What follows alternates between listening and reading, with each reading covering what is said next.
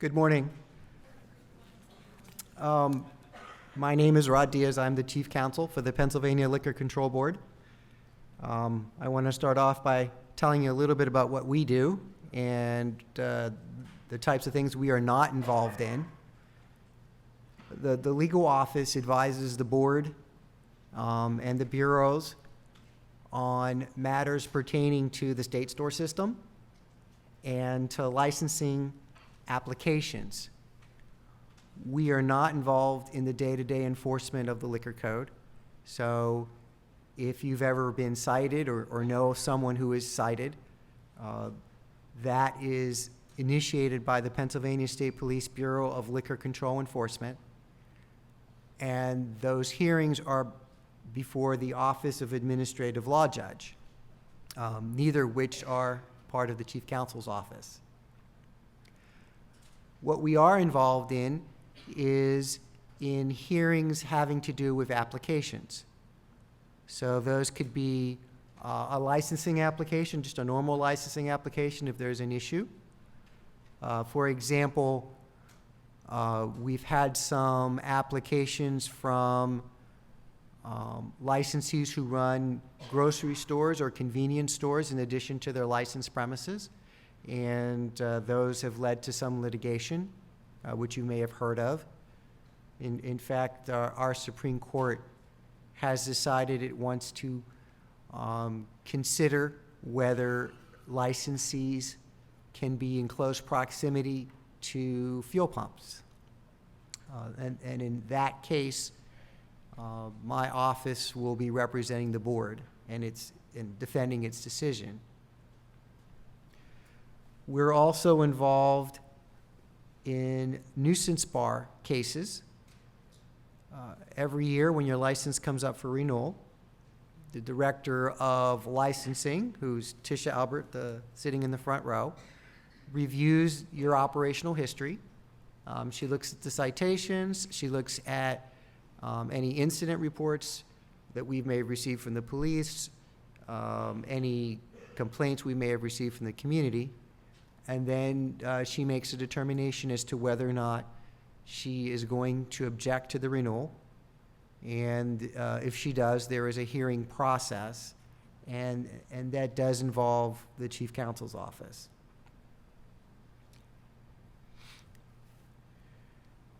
I was asked to speak a little bit about regulatory and legal updates. We really haven't had any liquor code changes since 2013.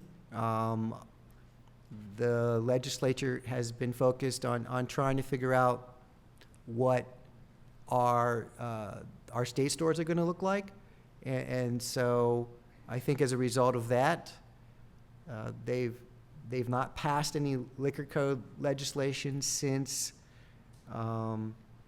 they authorized off-premises catering permits back in 2012 and allowed for tavern games in 2013. Does anyone here have an off-premises catering permit by any chance? Show of hands. All right. I mentioned that because the deadline to apply for those for this year is today. So I told the director of licensing I would say something. As long as you have it postmarked today and you have the check, she'll process it. For those who are not familiar, if you get an off-premises catering permit, you are allowed to cater functions off of your licensed premises. You can do up to 50 of those. And they can last for 5 hours. The servers have to be ramp certified. There's a series of specific rules and regulations for those that you have to adhere to, and they are more popular in, say, the Philadelphia area than they are here. But that is an option as a retail licensee you can use. And are there any breweries here by any chance? Show of hands. All right. You can also acquire an off-premises catering permit to sell your beer off-premise. Again, though, the deadline's today. The cost is it's $500. And that's the same whether you use it once or you use it 50 times. So it's just a flat fee for the year. One of the quirks of the law, though, is that the initial application has to be submitted by March 1st. And then you can amend those applications during the course of the year once you have specific locations and specific dates that you want to use the permit.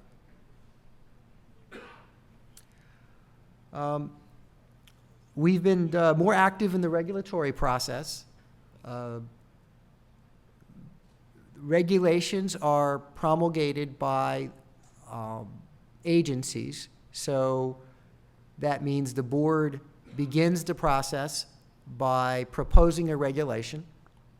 After we propose it, we send it to the Office of Attorney General for their review, and then it is published in the PA Bulletin to give people an opportunity to comment on it.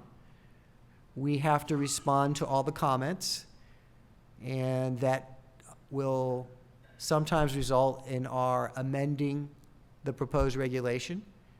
We then go before another agency called the Independent Regulatory Review Commission for their review, and then back to the Attorney General one last time, and then the regulation is published in the PA Bulletin, and then it becomes law.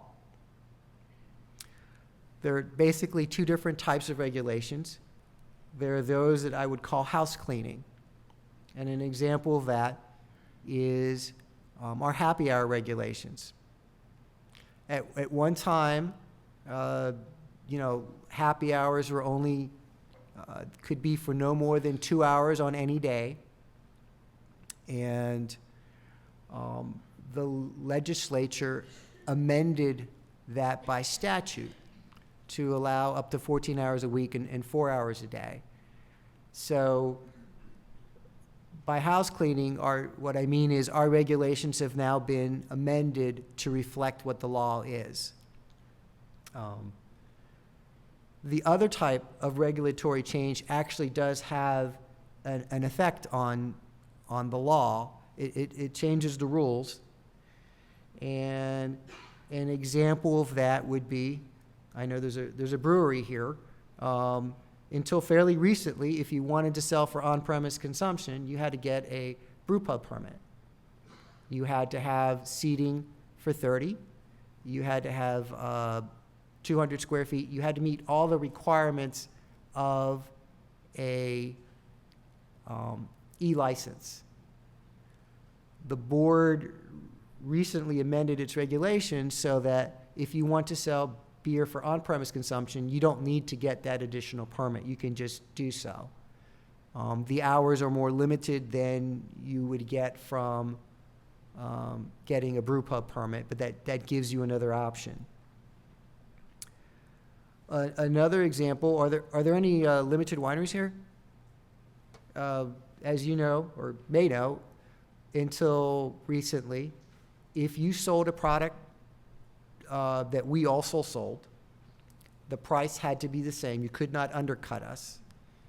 The board has amended its regs, so now you can sell at a lower price if you want to. You may want to. Your direct sales are not subject to the 18% tax or to our markup. So there is certainly that possibility if you wanted to. But that's an example of another regulation we've changed. Lori earlier was speaking about ramp training, and one of the regulations that we've changed is, how many people here are familiar with TIPS? All right, some of you. TIPS is a different program than ramp, and being TIPS certified was not the same as being ramp certified. But the board was asked and agreed to amend its regulations so that if an organization such as TIPS wished to have its training program recognized, it could apply to our Bureau of Alcohol Education, submit its curriculum, and if once we approve it, then TIPS will be the same as ramp. And I think we're still going through that process, right, Lori? Yeah, we're still reviewing their curriculum, but I would suspect sooner rather than later, TIPS will be able to tell people, if you take our seller server training, it counts as ramp.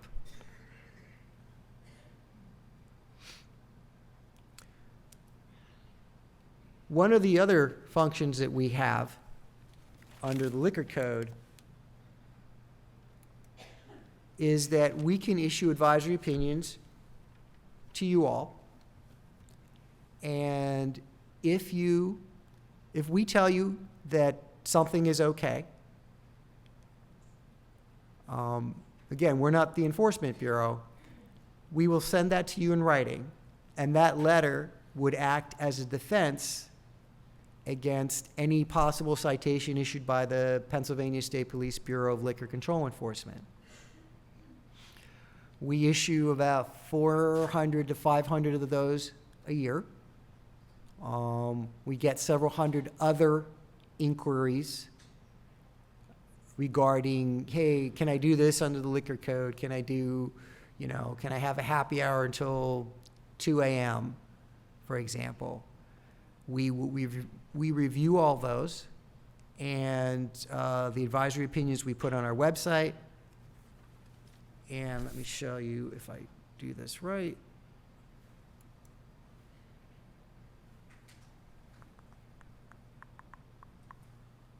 It worked here, it didn't work there. If you go to our website and go to the legal part of the page and then scroll down, you can see our advisory opinions. You can search to see what other people have asked, because someone else very well may have asked the same question that you have, and they'll give you some guidance. Otherwise, you can write into us. Our address is 401 Northwest Office Building, Harrisburg, PA. You can give us a call. It's at 717-783-9454, and we will advise you as best we can. Because we get close to 2,000 written inquiries in the course of a year, it sometimes takes us a couple weeks to research your question and get back to you. But as I said, if you're a licensee and you want some assurance that your promotion is legal, getting an advisory opinion is the safest way to do that. Yes? If you give someone else an opinion, and I see it on the web, does it work as a defense for me as well, even though I didn't get it from you directly? When we issue an opinion, we send a copy to the state police. So they know that under this fact scenario, this is what we believe to be true. It technically doesn't apply to you because you're not the person who asked. But as a practical matter, the BLCE knows, okay, they've looked at this fact scenario. They've said it's okay. They know that once the administrative law judge hears the case, the appeal comes to the board. So they know what the board's position is on a particular fact scenario. So as a practical matter, it should be fine. The only caveat I throw in there is that the law changes. So it's one thing to rely on a fact, an opinion that was issued 3 months ago.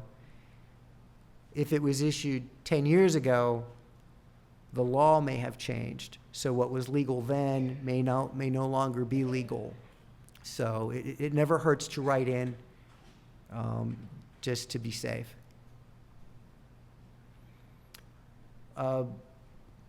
We're about to segue, I guess, to the questions, and I mentioned to Sean I would say this. The one area that we often get questions on that we really can't answer are questions dealing with small games of chance. For those that hold club licenses, and that's because we don't regulate those entities. Those licenses are issued by the county treasurers, and the regulations are created by the Department of Revenue, and the regulations are enforced by the BLCE. So when we get that type of question, we typically defer to those agencies.